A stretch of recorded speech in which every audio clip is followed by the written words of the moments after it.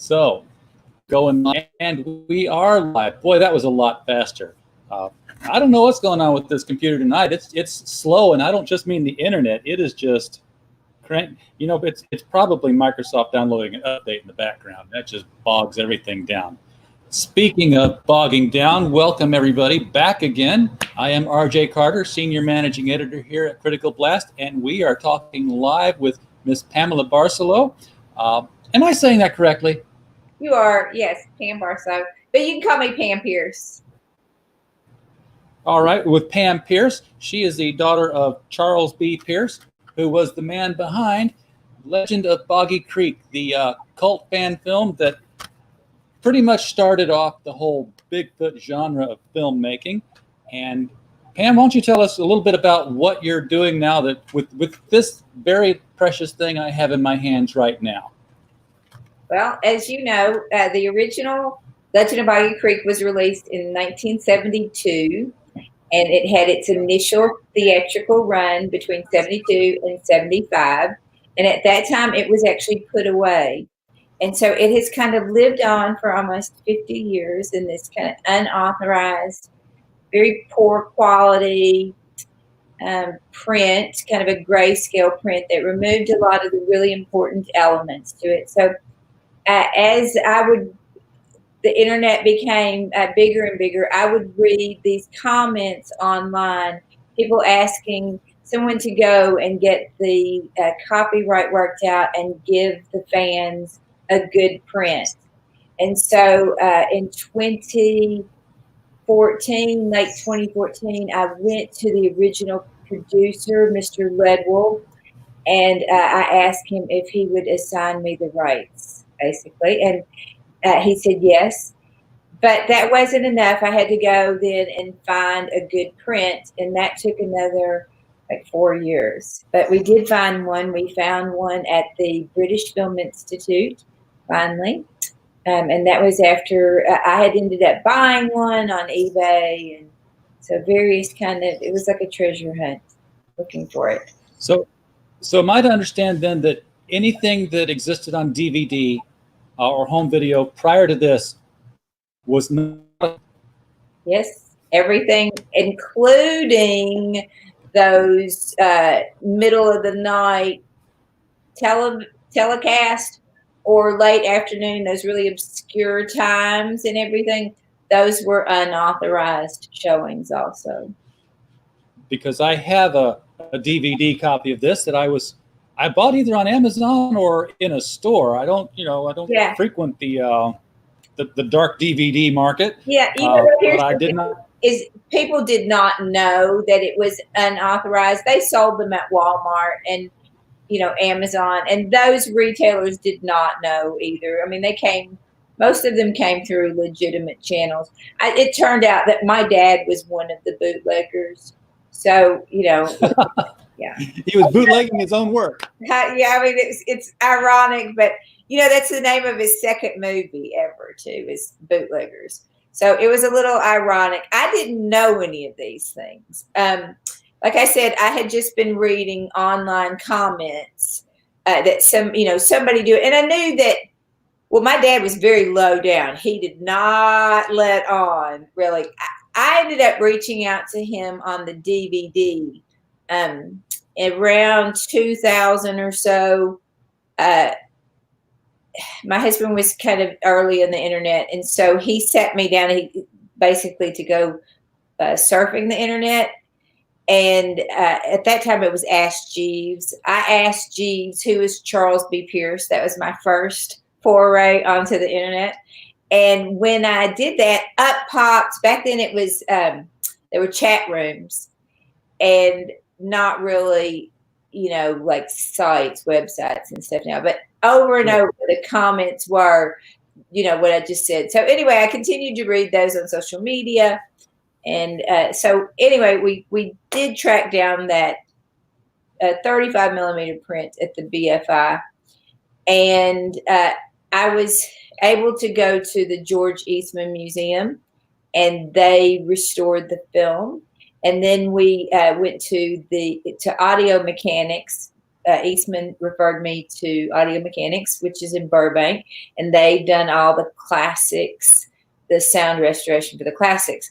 And because of the Jaime Mendoza Nava soundtrack that is very beloved, and also, you know, that creature scream or cry, whatever, I wanted to make sure that, you know, that was as clear and crisp as we could. And we actually did track down the original magnetic reels, sound reels for that. So that's what we used.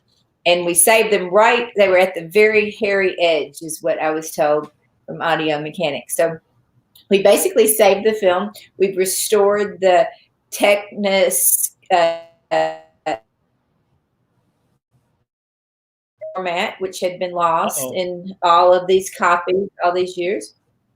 Can you still hear me? I can. You hear me froze for still? a second. I got worried, but you're back. Okay. Yes, I can. So anyway, that had removed that Techniscope kind of wide angle format. They call them pan and scans, were those copies that had been out prior.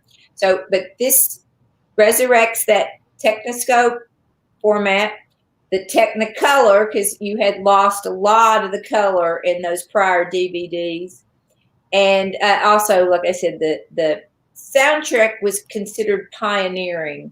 That's the first documentary to ever have its own musical soundtrack written for it, especially. And then, like I said, that cry, that scream is the first vocalization of this creature ever captured, you know, in a recording. So in a lot of other ways, too. Okay. Now, let me stop you there.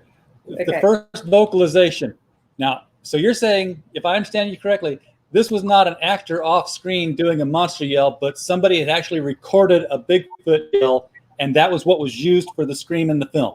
Correct. And that somebody was my father, and Earl Smith recorded the creature's scream in Falk. I did not know that. That is very, very, very cool. Yeah.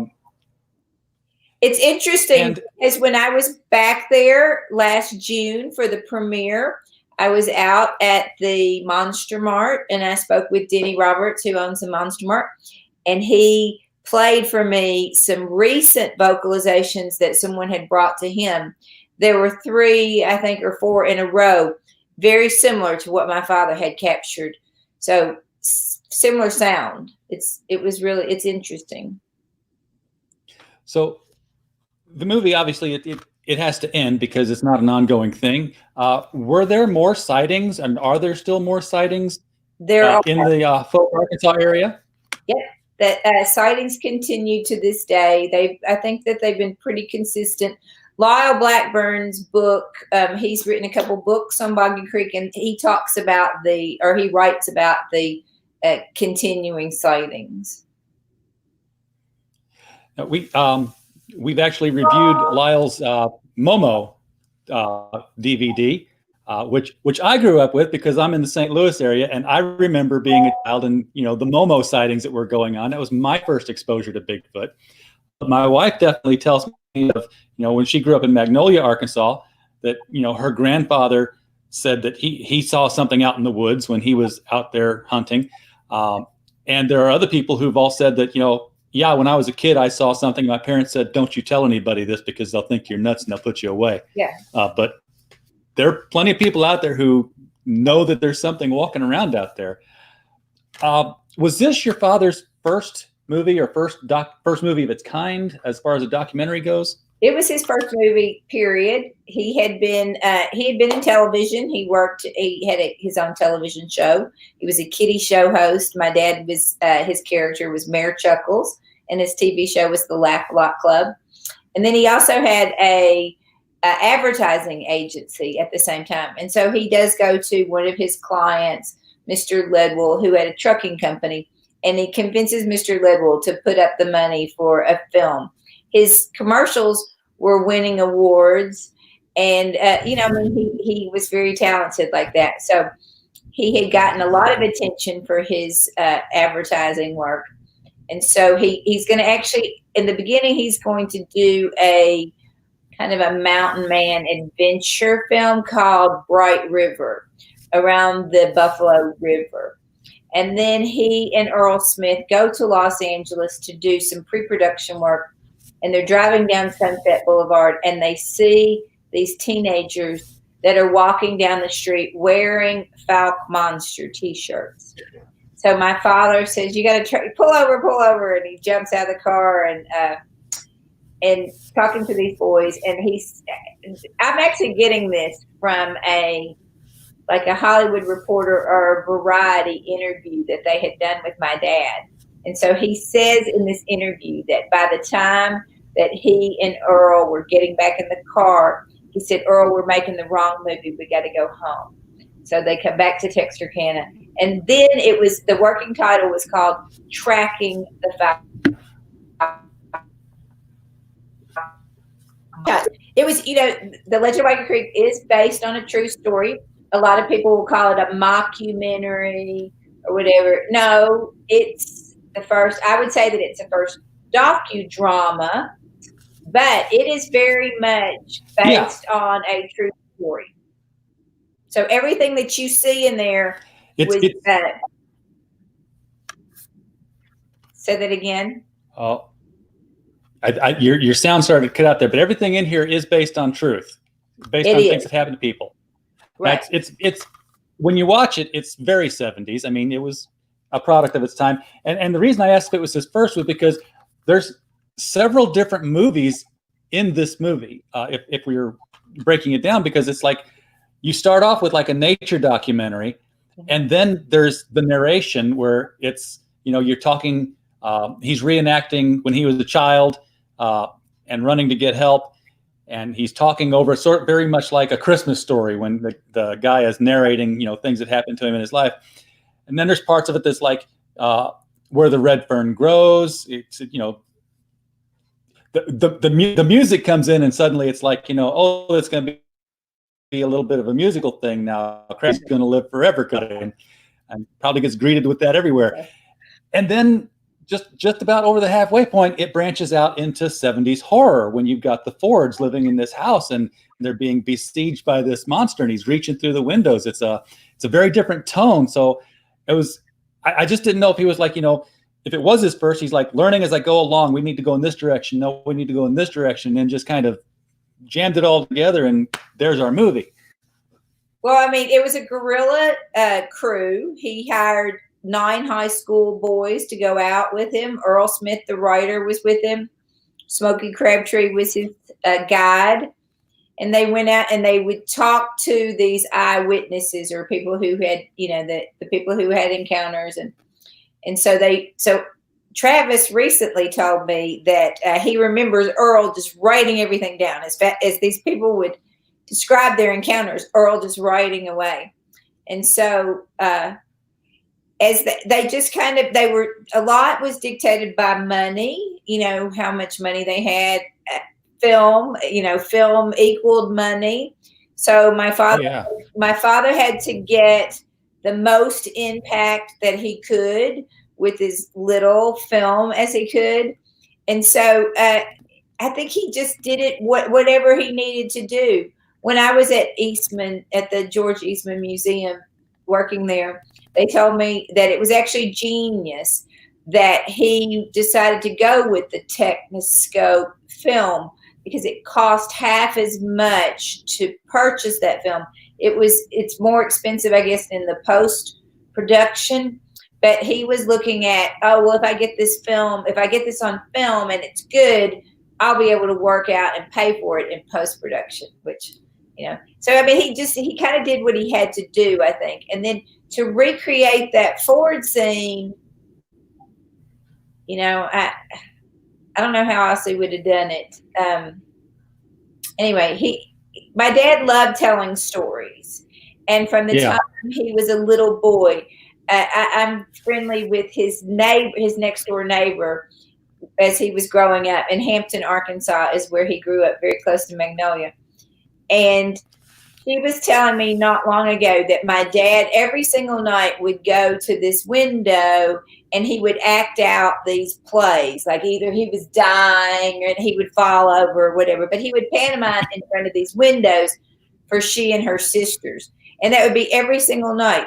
he would be on the playground and he would entertain them with stories, and his favorite stories were going to be scary stories, you know. So, you know, I guess that was just probably the best way that he figured he could tell the story. It is the first docudrama. Now, was there any? Go ahead. When you look was at there any attempt by him? We're colliding. Yes. Was there any attempt by him to go out and find actual footage of the creature, or was he just content with the sound? Or well, yeah, I think when you're looking for the actual creature, you know, you got to be very quiet. You can't really take a crew with you. I mean, I know that they do. Usually you're going to scare them off, I think. And then the other thing was he was so tight with that film because he didn't have very much of it, you know. So I don't think he would have risked just letting the film roll looking for the creature. So a lot of people, that's sure. probably my number one asked question is who played the creature and what was the suit. So they actually rented a gorilla suit from Hollywood, from one of the costume houses, and then they sewed falls, like hair falls, onto the suit. And then after the movie was over, they removed the falls and sent the suit back to Hollywood. So that's, a lot of people ask me where it is. Later on, when he does Boggy Creek 2, he has a suit made, and he actually teased that suit cost more than his whole first movie.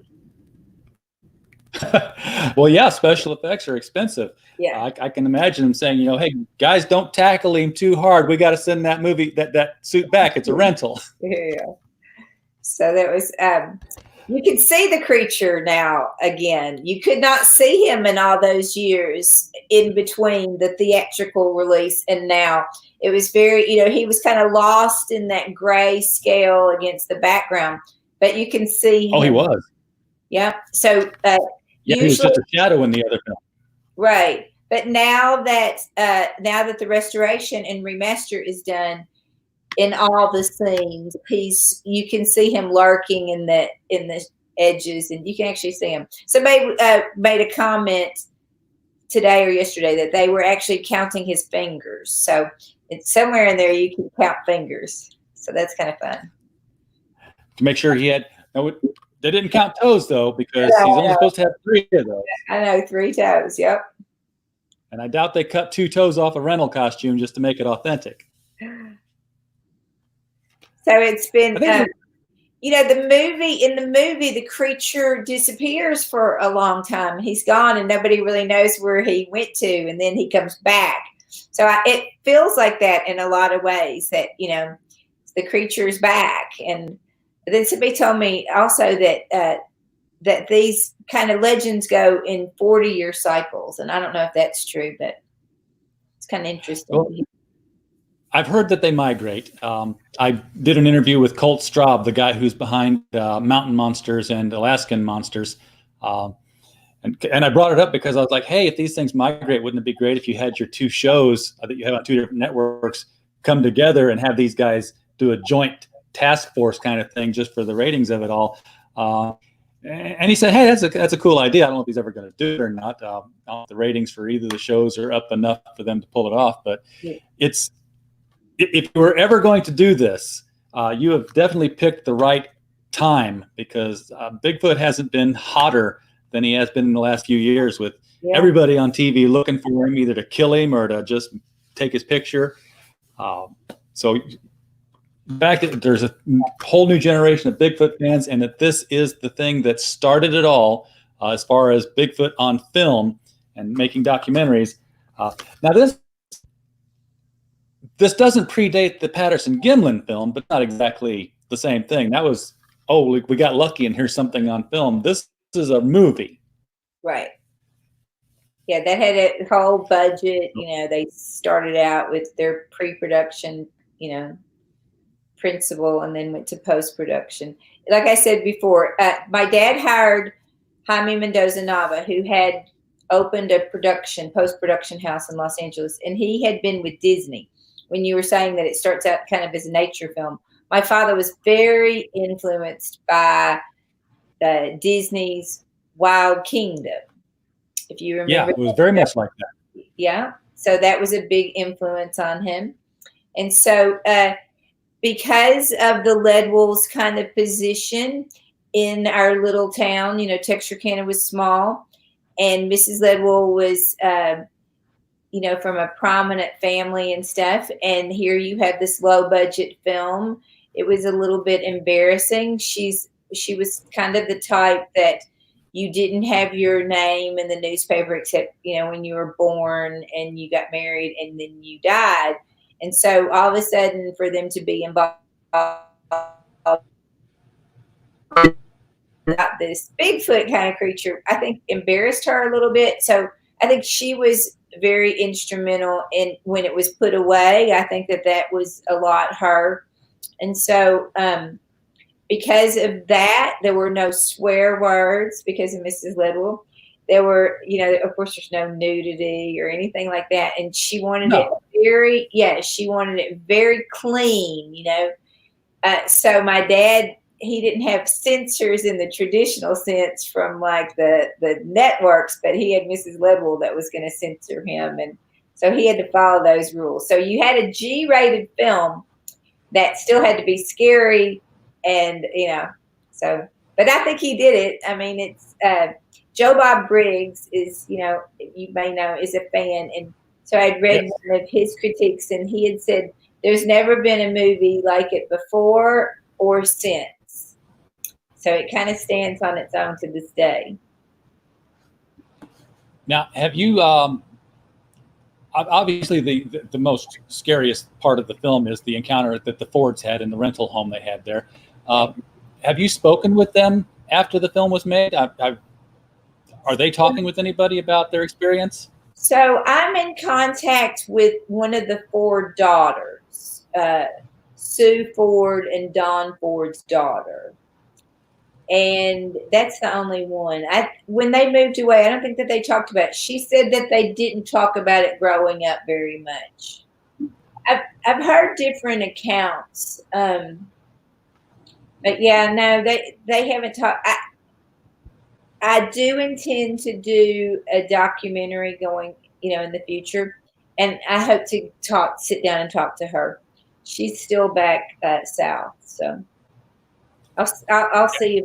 But it doesn't seem like that they talked about it a whole lot. Well, they probably wanted to forget about it. It was so horrifying, and certainly not talk about it in front of the kids. Right.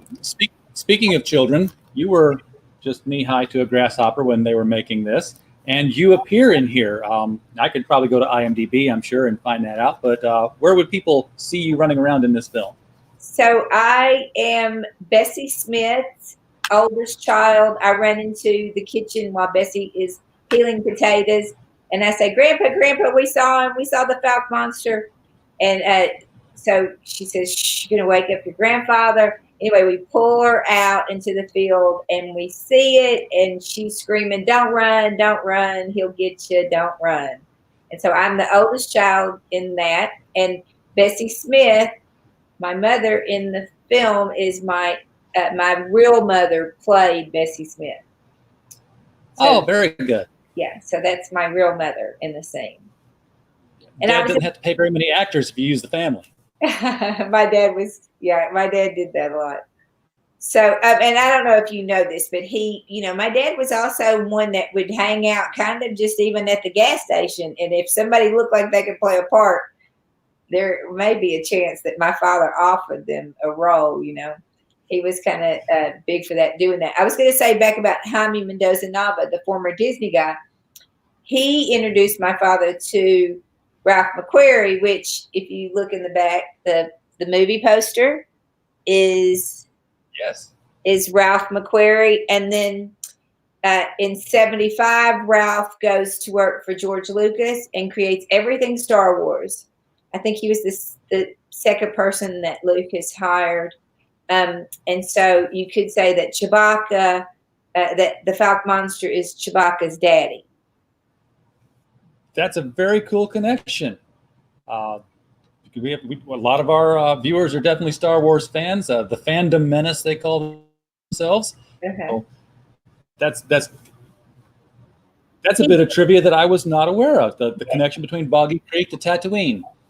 And if Very, very nice. Now your dad made a sequel to this. Oh, go ahead.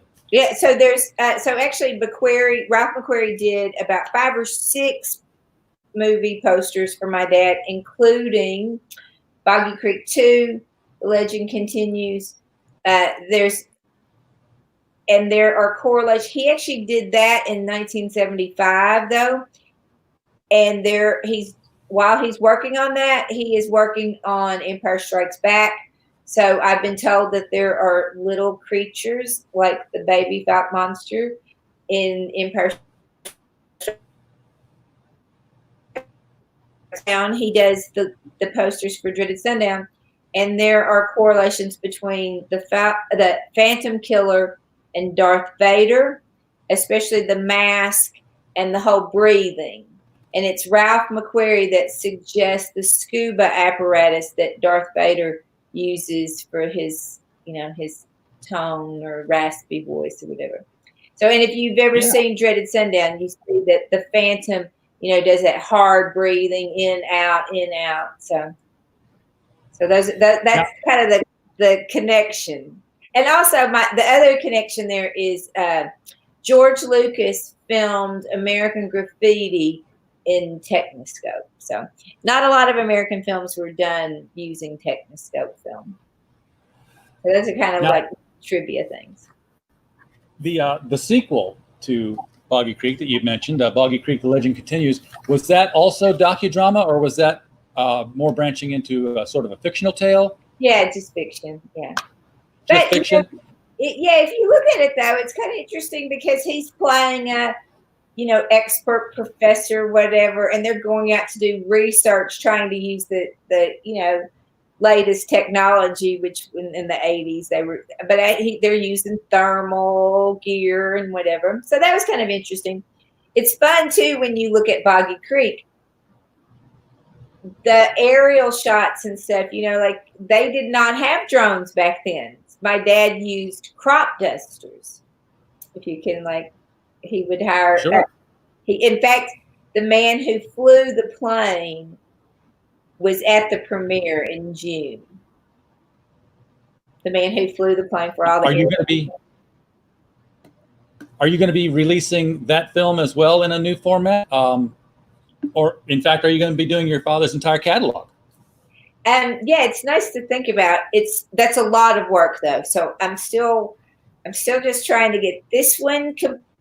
Now that we've finally finished the restoration and stuff, I'm working on the distribution. And then after this one, I'll start work on Bootleggers, which was the second film. And it's a really good movie also. It has Tak Fujimoto is the camera, is cinema photographer, and it's Jacqueline Smith from Charlie's Angels. That's her first film. Oh yeah. And Slim Pickens, if you remember Slim Pickens, the character. I do. Now. Yeah, and Paul Kozlow, who is a really good actor. So and also a lot of the same musical guy, Jaime Mendoza Nava. Also, Ralph McQuarrie did that movie poster. So that's a really good movie, and it's probably the least seen of my dad's movies. So I'll work on that one. I'm close to figuring out where the copyright lies with Boggy Creek 2. I will say that everything that's out there right now is not authorized. They don't have the rights. But I'm close to who does have the rights. I'm getting very close to that source. But like I said, I've had to concentrate because I've done this myself. I've had to concentrate my resources, right now, just focus them in these certain directions. But now that it's starting to let up, I'll kind of go more. I'm also told box sets. I would like to do a box set. I'm hoping to have a meeting with Clint Eastwood soon. So I'll be going out and talking to him. I'd like to even, these days you can you can license those products and that kind of stuff. So it's not an impossible task. It's a lot of work and some money involved. So yeah. Now what part is Clint Eastwood going to play in the production of all of this? Well, hopefully he'll be buying some of my dad's unproduced scripts, is what I'm hoping. There's another dozen works that my dad never, ended up making them or whatever. So there's some properties in there that would be appropriate for Clint Eastwood. Well, he's been turned out to be a heck of a director and a producer in his post-acting days. So that would be very, very cool. Yeah. Very lucrative for the family if he were to pick something up like that, because it would do well, I'm sure. Did you know that my dad wrote the famous line, "Go ahead"? Oh, what a place to cut out.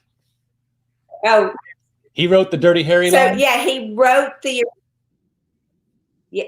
script, the original. His credit on that film is original story by. So he wrote the film treatment, and then Eastwood bought the script, or bought the treatment, and then they turned it into a script. So yeah, that was my dad, and that was the only story that he ever sold to an outsider. Everything else he did himself. Well, for one you're going to sell to an outsider, to Clint Eastwood, he made a good decision there, because that is, that's a film that's going to live forever. As is The Legend of Boggy Creek. People know the film when you mention it to them. Go Ahead, Make My Day is the sixth. It's the AFI, the American Film Institute's sixth greatest film line. They said, film quote in history. Yeah. It absolutely is. We're going to wrap things up here. For everybody who stopped by, we appreciate you coming in. If you're catching us on the replay, we've been talking with Pam Pierce, daughter of Charles Pierce, who is the creator of Legend of Boggy Creek. You are watching Critical Blast Podcast. And if you like this kind of thing, we urge you to hit that subscribe button and ring the bell for notifications so you'll know when we're live again. If you feel like helping the channel out, just swing by the website, criticalblast.com, where we embed all our videos and run all our reviews. And if you want to imbibe in the merchandise, we do have our first young adult graphic novel, a superhero graphic novel by Stephen J. Mitchell called Bulletproof. Features young Cody Haywood, who wakes up at the age of 16 and finds out that he is impervious to harm. Unfortunately for Cody, he has the attention span of a ferret on pixie sticks, so he has a focus problem, and there's a bunch of terrorists who'd like to find out why he's got what he's got. So the adventure begins here, and we'll continue later this year with a new edition. Pam, it's been a pleasure having you on here. We're going to make sure that we link everybody to the store where they can pick the authorized and remastered edition of The Legend of Boggy Creek. And if you open it up, you'll see that it does come on both DVD and Blu-ray versions. I watched the Blu-ray version myself because I like to get the cleanest possible picture, and it was definitely a very clean, and I love the whole the widescreen version of it, and not that pan and scan that you were talking about before, that cheap version. But definitely keep in touch with us with future projects. We'd love to have you on again. Thank you so much for having me, and I appreciate you inviting me on. All right. Everybody, good night. Good night, everyone.